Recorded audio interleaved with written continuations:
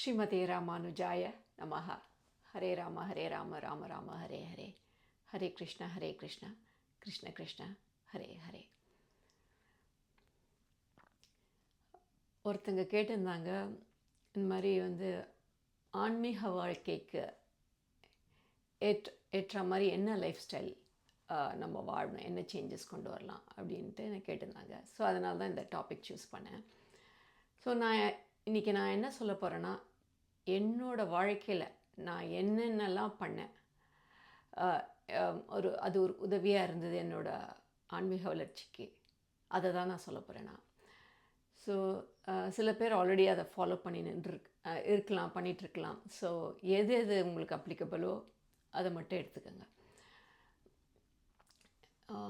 என்னென்னா இப்போ நம்ம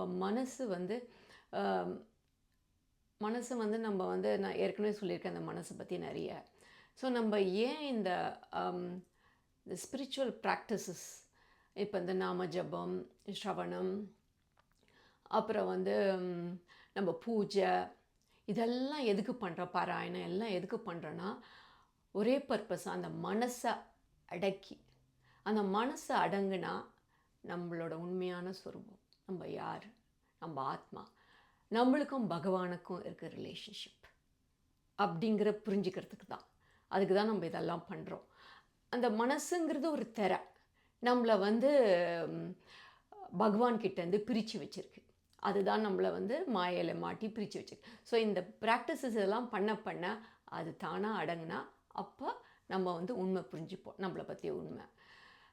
ஸோ இப்போ பார்த்தா அந்த ப்ராக்டிசஸ் மட்டும் இல்லை, இப்போ நம்ம தினம் பண்ணுற வேலையை, ஆஃபீஸ் வேலையோ வீட்டு வேலையோ எந்த வேலையோ எல்லாருமே கண்டினியூஸாக ஒரு நாள்லாம் ஏதோ ஒரு வேலை பண்ணிட்டுருக்கோம். ஏன்னா அந்த மனசை வேறு எதுக்கோ ஒன்றுத்தில் டிஸ்ட்ராக்ட் ஆகாமல், எங்கேயோ அலையாமல், அதை ஒரு ஒரு ஒரு ஃபோக்கஸ்டாக ஒரு கண்ட்ரோலில் வைக்கிறதுக்கு தான் நம்ம அதெல்லாம் பண்ணுறோம். அதையே நம்ம கர்ம பல தியாகம் பண்ணி அதை கர்ம யோகமாக ஆக்கலாம். அதையே நம்ம என்ன வேலை பண்ணுறோமோ, பகவத்கீதையிலே பகவானே சொல்லியிருக்கார். ஸோ அப்படி பண்ணலாம். பட் ஆனால் என்ன ஆச்சுன்னா, இப்போ நம்ம மாடர்ன் லைஃப், நம்ம வாழ்க்கையில் இப்போ இந்த ஆஃபீஸ் வேலை, இந்த வேலைலாம் என்ன ஆகிடுச்சு, நம்ம ரொம்ப ஓவர் யூஸ் பண்ணுறோம் மைண்டை. அதனால் over thinking, stress, disturbances, agitation ஆகிடுது, மைண்ட் அஜிடேட் ஆகிடுது. அதனால் எனர்ஜிஸ் நிறைய நம்மளுக்கு வேஸ்ட் ஆகுது. அது இல்லாமல் சில திங்ஸ் நம்ம மாற்றங்கள் கொண்டு வரணும். அப்போ தான் அந்த எனர்ஜியை கன்சர்வ் பண்ணி நம்ம மைண்டை கான்சன்ட்ரேட்டட் ஆக்கணும். ஸோ நம்ம நாம ஜபம், அந்த நம்ம ப்ராக்டிசஸ் பண்ணுறதோட, ஸ்ரவணத்தோட சில லைஃப் ஸ்டைல் சேஞ்சஸ் நம்ம பண்ணாக்கா அது அதுக்கு சப்போர்ட்டிவாக அதுவும் நம்மளுக்கு உதவி பண்ணும், நம்ம மேலும் முன்னேற்ற ஆன்மீக வளர்ச்சிக்கு உதவி பண்ணும். ஸோ நான் முதல்ல என்னென்னா, பாகவத சப்தாகம் எல்லாம் நிறைய பேர் கேட்டிருப்பீங்க. பாகவதம் அதில் முதல் ஸ்கந்தத்தில் வர ஒரு இடத்துல கலிபுருஷனை பரீட்சித்து அடக்கிறதுக்கு பார்க்குறான். அப்போ அந்த கலிபுருஷன் சொல்கிறான், நீ எனக்கு 10 இடம் கொடு, நான் பேசாமல் நான் அமைதியாக இருப்பேன், சில இடம் கொடு, எனக்கு அந்த இடத்துல நான் எப்படியும் இருக்கணும், என்னை நீ ஒழிக்க முடியாது. ஏன்னா நான் கலியே பகவானோட ஒரு க்ரியேஷனில் வர்றது தான், அந்த டிசைனில். ஸோ நீ எனக்கு இடம் கொடு அப்படின்னு பரீட்சித்தை கேட்குறான். அப்போ அதில் சொல்கிற ஒன்று என்னென்னா கோல்டு.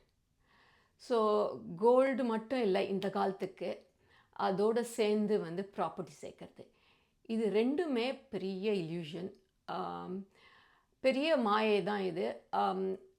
நிறைய பேர் இதில் மாட்டின்னு இருக்காங்க, நான் பார்த்துருக்கேன். இது என்னென்னா, இது ஒரு வலை, நம்ம மாற்றத்துக்கான வலை. ஆழ்வார்களே சொல்லியிருக்காங்க, நாங்களே இந்த வலை நீ விரித்து வச்சுருக்க பெருமாளே, நாங்கள் மாட்டாமல் உன் திருவடியிலே நாங்கள் இருக்கணும் அப்படின்ட்டு ஆழ்வார்களே நிறைய இடத்துல சொல்லியிருக்காங்க, ஆழ்வார்கள் பாசுரத்துலேயே. ஸோ அந்த மாதிரி இந்த வலையில் நம்ம மாட்டாமல் பார்த்துக்கணும் நம்ம. ஸோ இப்போ இதோடு சேர்ந்து என்ன ப்ராப்ளம், இதெல்லாம் வாங்கிறத விட அதோடு சேர்ந்து சில ப்ராப்ளம்ஸ் வருது, அதுதான் நம்ம மனசை டிஸ்டர்ப் பண்ணுது. அது என்னென்னா, இப்போ ஏதோ ஒன்று நகையோ கோல்டோ வாங்குகிறோன்னா அதுக்கோசரம் யோசித்து எவ்வளோ ரூபாய் சேர்க்கணும், எவ்வளோ ஆகும், அதுலேயே எனர்ஜி வேஸ்ட் ஆகுது.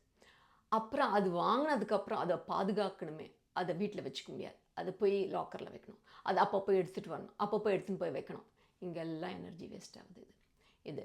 அப்புறம் வந்து இது வந்து இப்போ வீடு சேர்க்கணும், வீடு மேலே வீடு வாங்கியிருந்தா அதை மெயின்டைன் பண்ணோம். ப்ராப்பர்ட்டி டேக்ஸ், இந்த டேக்ஸ் ஏதேதோ இருக்குது, அதெல்லாம் மெயின்டைன் பண்ணோம். அதோடு சேர்ந்து நிறைய மனசு வேலை பண்ணுது. இல்லைன்னா சில சமயத்தில் நம்ம எதாவது தப்பு பண்ணிவிடுவோமோ, ஏதோ வந்து தப்பாக போயிடுமோ எதான்னு. ஸோ இதெல்லாம் வந்து அதோடு சேர்ந்த வர டிஸ்டர்பன்சஸ், மைண்டை டிஸ்டர்ப் பண்ணுறதுக்கு நம்ம என்ன பண்ணோம், ஒரு வாங்கக்கூடாதுன்னு இல்லை, அது வந்து நம்ம வாங்கக்கூடாதுன்னு சொல்ல, அது வந்து ஒரு கிளியர் வந்து ஒரு லைன் போட்டு வச்சுக்கணும், டிவிஷன். எது தேவை, இப்போ கல்யாணத்துக்கு வாங்கணும், ஆமாம் நகை, ஆமாம் இம்பார்ட்டன்ட் சேர்க்கணும், அது ஓவர் எக்ஸஸ். எது நம்மளுக்கு தேவை, எது எக்ஸஸ், அது நாமே தான் அது ஒரு டிவிஷன், ஒரு லைன் போட்டுக்கணும், கிளியர் லைன். இதுக்கு மேலே நான் பண்ணக்கூடாது, இதுக்கு மேலே சேர்க்க அது வந்து ஒரு மாயில், அது ஒரு அது மாட்டிப்போம், அதில் போய் மாட்டிப்போம், அதுலேருந்து விலக முடியவே முடியாது, ரொம்ப கஷ்டம். அன்கான்ஷியஸாக நிறைய பேர் அதில் மாட்டின்னு இருக்காங்க, நான் பார்த்துருக்கேன் நானே இதெல்லாம். ஸோ வந்து அது வந்து நம்ம தவிர்த்துக்கணும், இந்த இது ஒன்று எவ்வளோக்கு எவ்வளோ விலக முடியும். இன்னொன்று என்னென்னா, செகண்ட் திங் வந்து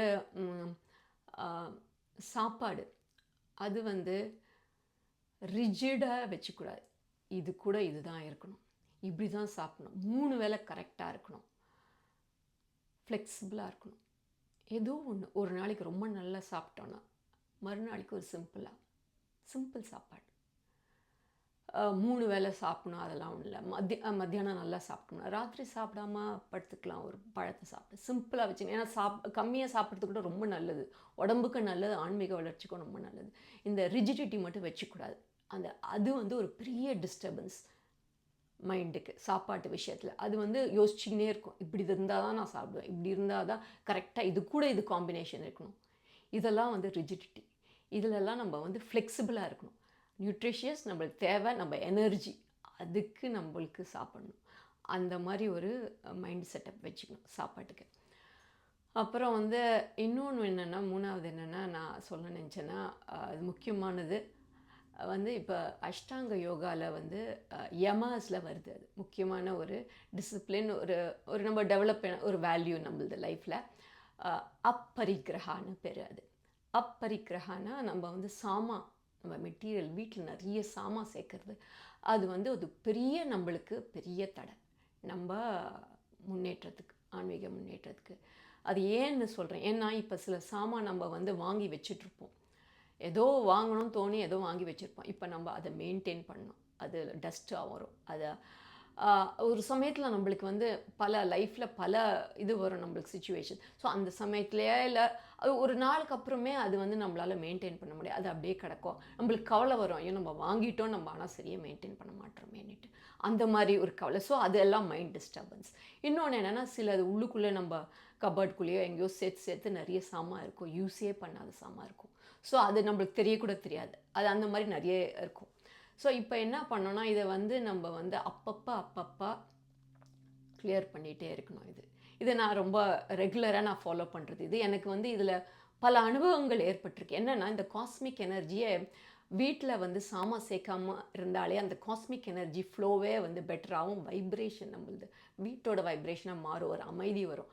இன்னொன்று என்னென்னா, நான் நோட்டீஸ் பண்ணியிருக்கேன்னா, சில சமயத்தில் நிறைய ரொம்ப நாள் சேர்ந்ததை கிளியர் பண்ணி விட்டால் வீட்டுக்குள்ளே ஒரு ப்ளசன்ட் சர்ப்ரைஸ் வரும் கொஞ்சம் நாளைக்கெலாம். நான் இது என்னோடய அனுபவத்துலேயும் நான் சொல்கிறேன், நிறைய தடவை நோட்டீஸ் பண்ணியிருக்கேன் அந்த மாதிரி. ஸோ இப்போ நம்ம அந்த மாதிரி இந்த ரிலீஸ் பண்ணுறதுனா நம்ம எனர்ஜி ரிலீஸ் ஆகிடும். நம்மளுக்கு இந்த இடத்துல பிளாக்காக இருக்க எனர்ஜி, ஐயோ நம்மளால் மெயின்டைன் பண்ண முடியல அப்படிங்கிற எனர்ஜி ரிலீஸ் ஆகும்.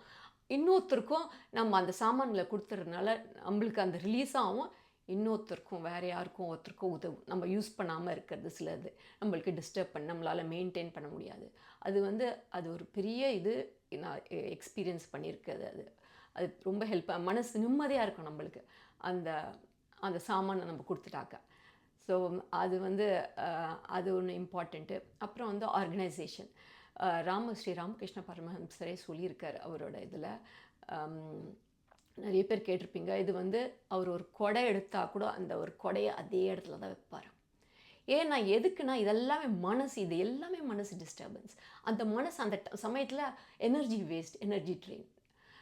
அந்தந்த இடத்த அங்கங்கே வச்சு அதை அப்படியே வச்சுருந்தா மெயின்டைனு. அந்த என்வாயர்மெண்ட் ரொம்ப ரொம்ப இம்பார்ட்டன்ட். நம்ம ஆன்மீக வளர்ச்சி, தியானம்லாம் ஆக பண்ண பண்ண இதெல்லாம் வந்து நம்மளுக்கு வந்து ஒரு உதவியாக இருக்கும் நம்ம மேலும் மேலும் முன்னேற்றம் அடையிறதுக்கு. ஸோ அது ஒரு இம்பார்ட்டண்ட்டு நம்ம ஞாபகம் வச்சுக்கணும். ஆர்கனைசேஷன், வீட்டு என்வாயர்மெண்ட் நம்ம இதெல்லாம் பண்ணிக்கணும். அப்புறம் இது என்னென்ன இது மட்டும் இல்லை, நான் சொன்னது எது எது நம்மளை எங்கே மைண்டு டிஸ்டர்ப் ஆகுது, நம்ம எங்கே ரொம்ப யோசிக்கிறோம், அதான் முக்கியம். அதெல்லாமே நம்ம வந்து மாற்றுறதுக்கு பார்க்கணும். இப்போ சன்னியாசெல்லாம் ஏன் வாங்கிக்கிறாங்க சன்னியாசி? ஏன்னா அவங்களுக்கு இந்த மாதிரி ப்ராப்ளம்ஸ் எதுவுமே கிடையாது.